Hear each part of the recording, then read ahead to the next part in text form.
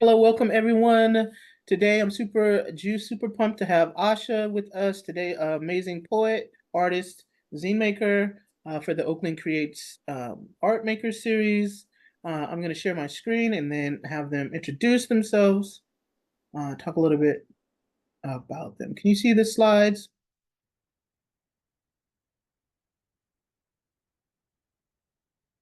All right. Just tell us a little bit about yourself and what you do. Yeah, peace, Avi. Thank you for having me. I really appreciate it. Happy to share some space with you. What's up, y'all? My name is Asha.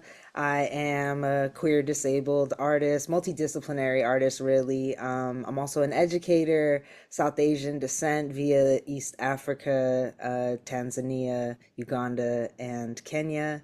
And really, I've just been a Bay Area artist for a little minute now.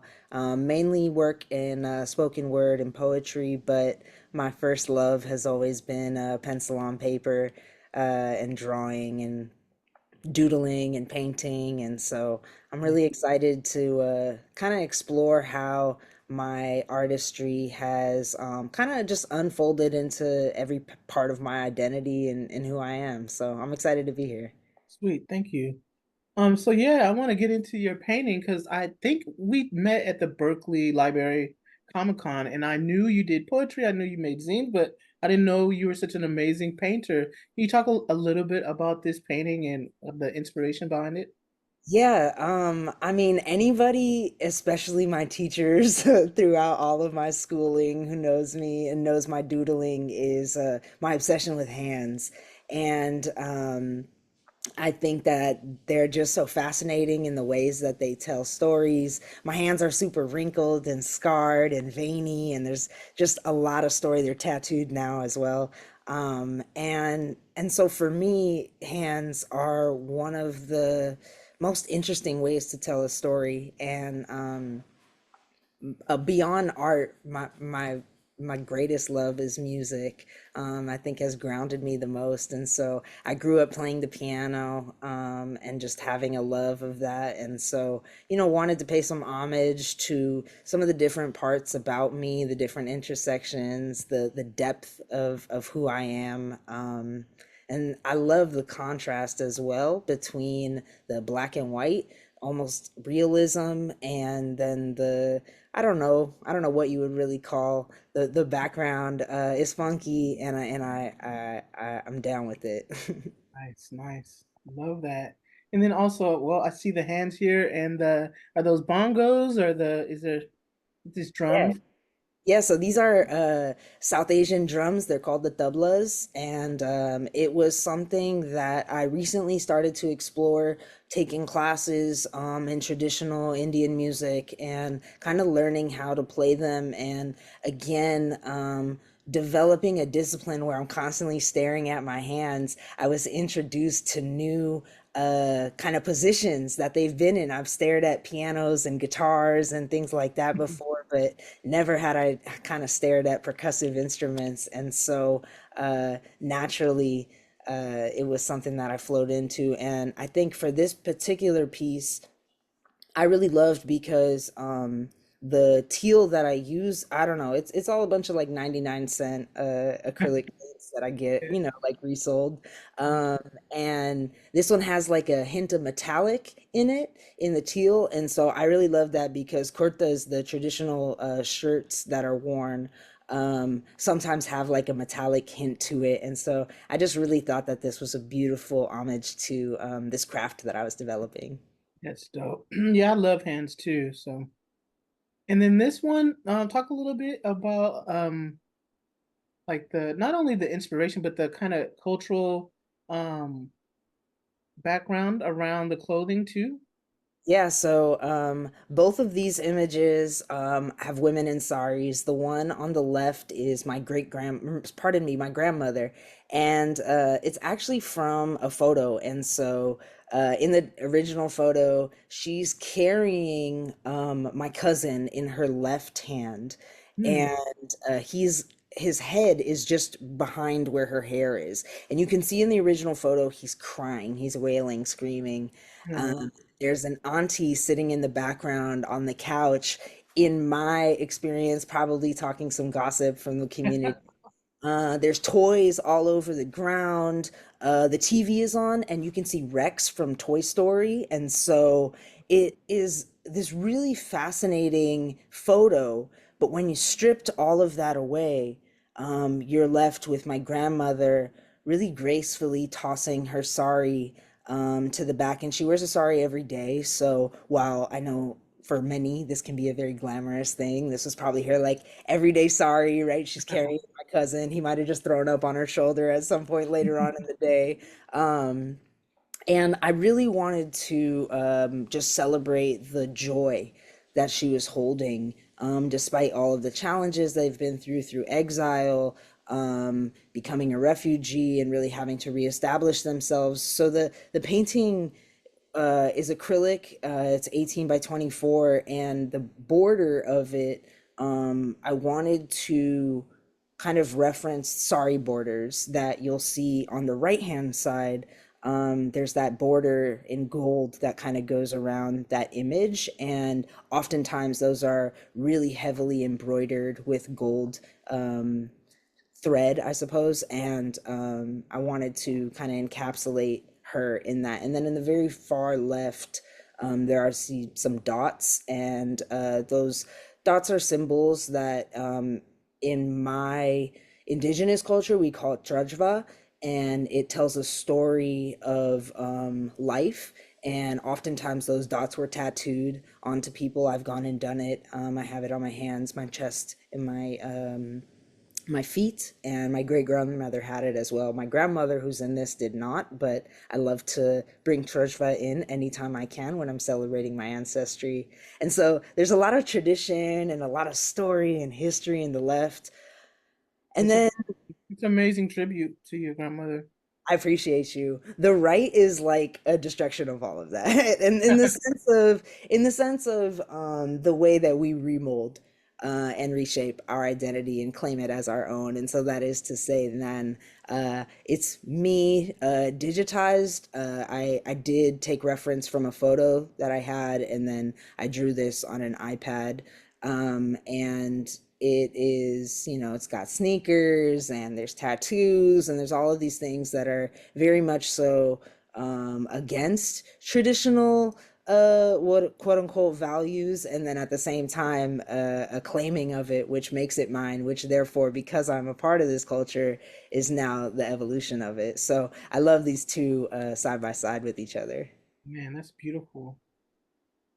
And then talk a little bit about like I looked up Masi's. Can you talk about what the Masi is, Masi generation? Can you speak Yeah. a little bit about that and sort of the how that is shaped by your spoken word or poetry? Yeah, absolutely. And I think like it's a good transition even from the image. So again, the image, it's funny though, the image of me in purple with the purple sari and the sneakers, that's kind of like my updated image, because the drawing that I did in the red, I didn't have as many tattoos. And I was like, I gotta update it because I got more tattoos. So the purple one is the kind of point two version, but it started with this one. And Masi in my culture, we call our aunties Masi. Hmm. And so, there's a lot of honoring of the history, but also for me, and specifically in the South Asian culture, we have a tendency to sweep things under the rug. That Hmm. is to say, avoid conflict. Uh, that is to say, not really deal in explicit communication. It breeds a lot of pettiness. It breeds a lot of resentment. Um, and it also perpetuates certain systemic inequalities, particularly that are gendered in my culture. And so I think for me, who as someone who struggles with mental health, and the a lot of the root of my mental health struggles are rooted in identity and a sense of belonging, and kind of recognizing that a lot of who I am didn't align with what was expected of me. And Wow. so in order for me to actually deal with my mental health in a way that was productive, in a way that could help me through it, I had to, while honoring the past, also decide to do things differently. And so this book was sort of, as an artist, I create things to get through things. If I'm going through something, either while I'm processing or just after processing, I'm gonna have to make something, write something. Feel that. Is my way of release, right? And this book is very much a love letter, really to me, Hmm, but it is accessible for everyone. So there's comics, there's a workbook, so that while I'm telling my story through a little cartoon version of me, the reader is also asked to engage in the same kind of material and reflect on the same questions. that's impactful. So it's not light reading, I like to say, but it's good reading. And so not You your about, master's generation. you about to make me cry because that's exactly what the my book.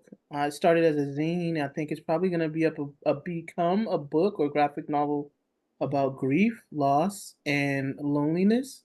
And it's definitely a love letter to myself, but as like you said, processing all of my loved ones, and so it's highly personal, but I feel like you said, it's accessible to everyone. But yeah, this is like we were talking about before. I feel like this is work that we are put here to do, so thank you, and I feel so honored that you're sharing this stuff with everyone. Because a lot of times when we write from our first person perspective, and it's something that is deeper than just comedy or jokes or lighthearted entertainment, it's easy to feel like we aren't, like we're alone, and that we're vulnerable, and people don't see us. So no, I appreciate you doing this work Thank you. It's certainly a risk, but I have to say that I'm grateful for the way that the community has received it and received me in it. And so, I wouldn't change a thing. I know being vulnerable is tricky and challenging, but it's always rewarding. for sure, for sure. So I'm gonna stop sharing. These are the interview questions. I'm stop sharing so we can see your beautiful face here. Let me pull up the questions on my phone, but I will start with where you're from and where you raised. Yeah, so I was raised in LA. Basketball let me get around the city and explore a little bit. And then honestly, getting the opportunity to use college as a way to get out from the city, I was able to travel up to the Bay. So I've been here since. That's wild. So what part of LA? Because LA is so big. LA is huge, right? So I grew up in the Valley, and then I went to school up in, I guess you'd call it like the East Valley, around Silmar area, and then we traveled everywhere. Mostly played in Artesia. Hmm. So do you feel like is there a big Southeast Asian population? Did you feel um I mean, I think there is, but like that wasn't my experience. I was like the only Indian kid growing up. Maybe there was one more like in school, and it never really clicked like that anyways. So no, shout out to the like black Vietnamese and like Mexican like folks that brought me into their communities. That's dope. So, um, it's interesting too because I just recently met a student from Botswana who's also Indian, and uh, I haven't had a deep conversation about that, but I feel like it's a specific sort of demographic that their heritage is African, and then they come to America, but they're not African descent. They're either Southeast Asian. You know what I mean? Yeah. I Yeah, think that it's weird. And there's definitely like too the thing about South Asians too is that a lot of folks don't understand how caste dynamics play a part of the way that other South Asians see each other. And mm, so it's definitely like a we keep to our own sort of vibes. And a lot of or for many of the South Asian folks that came in the beginning of British colonial rule in East Africa were low caste folks, like my ancestors who participated in like building the railroad for the British, and things like that. And so we didn't own hotels and we didn't have all this, access and stuff like that. We did as a subaltern class, in East Africa for sure. But it doesn't really align, like our story and our experience doesn't really align with like the majority of South Asians that are out here. So even Huh. then, my like they would see my mom differently, for example. Okay. And so yeah, it was kind of challenging, but then at the same time, like we weren't really chipping. We had like hip hop and we had, basketball.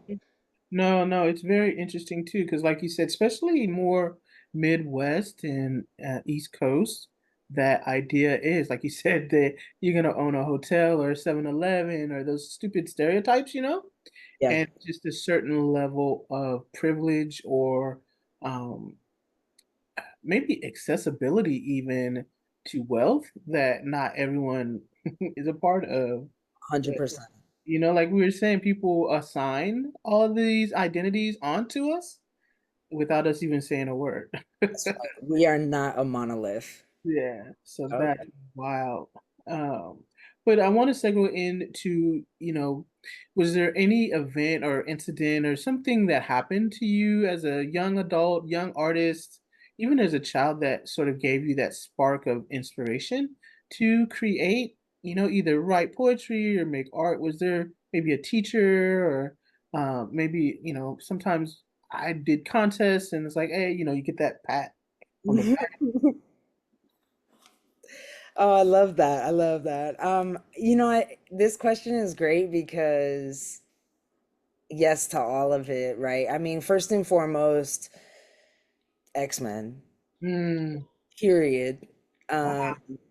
My art explicitly, like, at the age of 6 is superheroes. Period. I still have the 1994 Fleer Ultra card comic card sets. You know what I'm saying? Like my Yeah. brother did the comics, I did the comic cards, collected those right from the shop, the local shop. Um, the cartoon, right? We would run it back. My mom loves Storm because she's from Kenya. My mom's like, I'm from Kenya. It's it's a thing. And so 100%. And then the irony is the layering of the way in which it's a story of social justice. For sure. That clicks for me later on, but I see it as a seed in such a powerful way. Yeah. The way that art really was telling the story for me before I was reading, right? It was doing the read aloud. And so that 100%. And then alongside of that is music. And so growing up in the 90s in LA, I have an older brother and he was putting me on. Underground hip hop was very, very Mm. prevalent.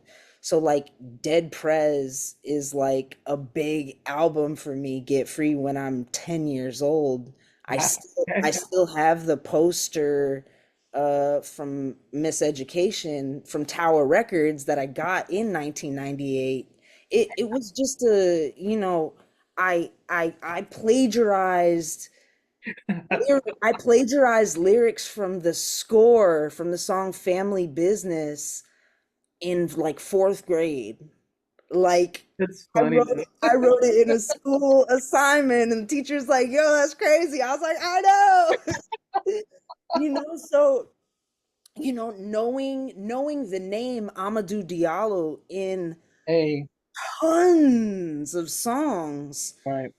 and then getting access to the internet, right? And to really then, I know I remember in fifth grade, Walter Dean Myers, he has a youth biography on Malcolm X. Mm. And I did my report on using that book in fifth grade. It That's was so crazy because I go by Storm One Sky because of the character Storm. And you know, if you watch episode or if you watch season one, she is saving everybody every single episode. Every single episode she's coming through. I got little storm pop toys and stuff over there. Like that's the one, right? And just the image, right? This strong black woman who conjures up all these mystical powers and controls the weather and is just being like honored in this comic book. And that blew my mind. And then when you talk about like Lauryn Hill and you talk about like, come on, there's nothing better. You crack me up with plagiarizing the I lyrics. family business hook, I think. It's fire. You know, and so like it's like it make like I was listening. I Yeah, was li- I'm somebody who observes a lot. I process a lot.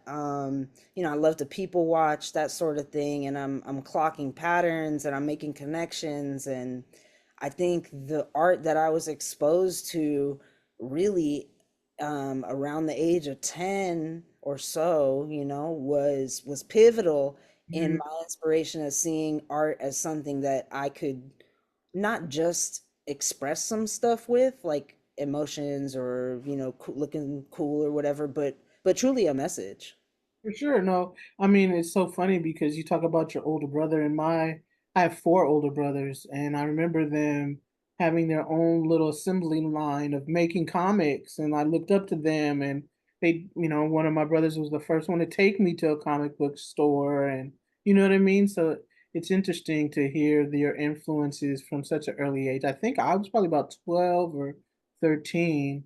But talk a little bit more about your inspiration in music, making music. I mean, I have a brother who would later become um, what is it?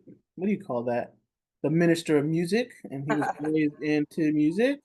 And so I never could sing. I mean, I think I tell myself I could sing, but I want to hear a little bit more about your inspiration in terms of music. Yeah, I think I've always been musical. So like my mom probably hated it, but somehow, some way she let me bang on her pots with like sticks and stuff. And I would take different pots and then check the tone on them and then label them different numbers and stuff so that I could create patterns and remember the patterns by the number. It was just it's something that I've always been interested to into, and I think, you know, my dad raised us on like jazz music. That Hmm. was kind of his thing that he would really play if he had the, you know, the 2025 version of the aux chord, right? And Hmm. so, right, he had the vinyl, he had the record to Right. go.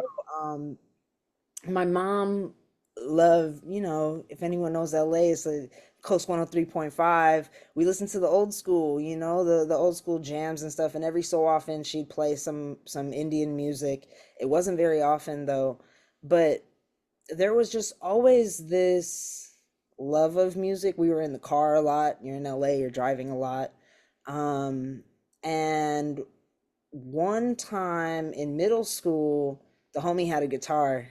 Hmm. I was at her house and I picked it up and I did not put it down for. I probably annoyed everyone there. Like I should put the game down, right? But it was just access to something that I had never. It's fascinating, the tones, the opportunity for it all. And so, oh, and like when I was a kid, I played the piano, but in that corny way where you go to the neighbor's house and the older Hmm. sister kind of like teaches you to play piano, but it was like I wanted to play jazz, right? I Okay. was like, when do we play Miles Davis? Like, right, when do we play, right, these other things? Do you think that influenced your spoken word and just the rhythmic nature of it and the pattern 100%. and the 100%.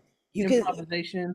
yeah, you could clock a bunch of MCs that have more similar timbre and pattern than like any, I don't know, like slam poet or something like that. Like I wanted it. It's the I think vocals are so much more of an instrument in a tonal way Yeah.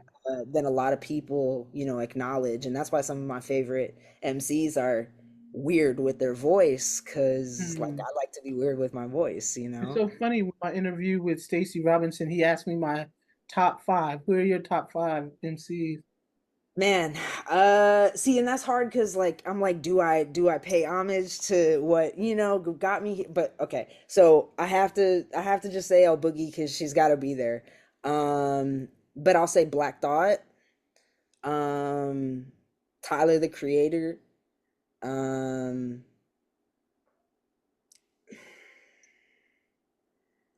I I mean, again, it's like, do you do that or you do that? I mean, Yassine, I feel like, Okay, like okay. needs to be there just in the spirit of history. Ah, For you folks who don't know, that's Most Def, yeah, Yasin yeah, Bey. mighty. But then it's like, okay, God, I want to do something like new and fresh because I listen to a lot of new stuff.